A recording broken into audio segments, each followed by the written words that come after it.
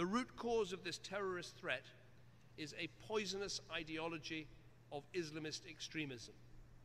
This is nothing to do with Islam, which is a peaceful religion which inspires countless acts of generosity every day.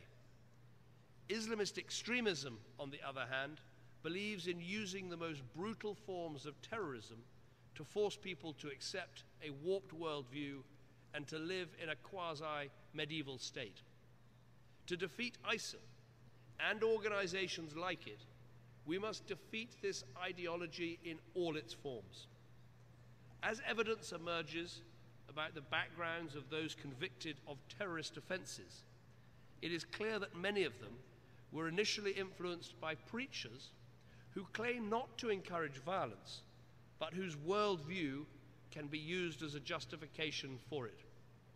We know this worldview, the peddling of lies, that 9/11 was somehow a Jewish plot, or that the 7/7 London attacks were staged.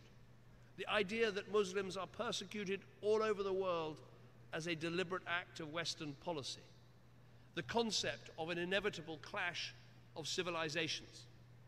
We must be clear, to defeat the ideology of extremism, we need to deal with all forms of extremism, not just violent extremism.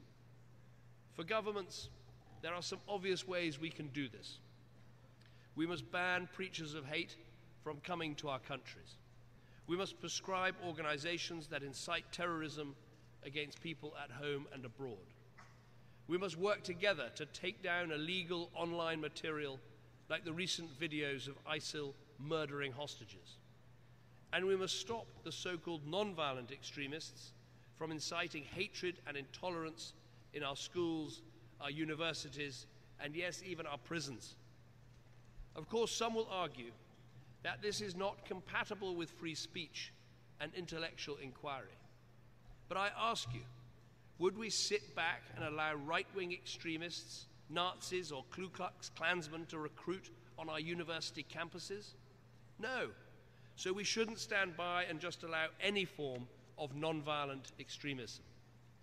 We need to argue that prophecies of a global war of religion, pitting Muslims against the rest of the world, these things are nonsense.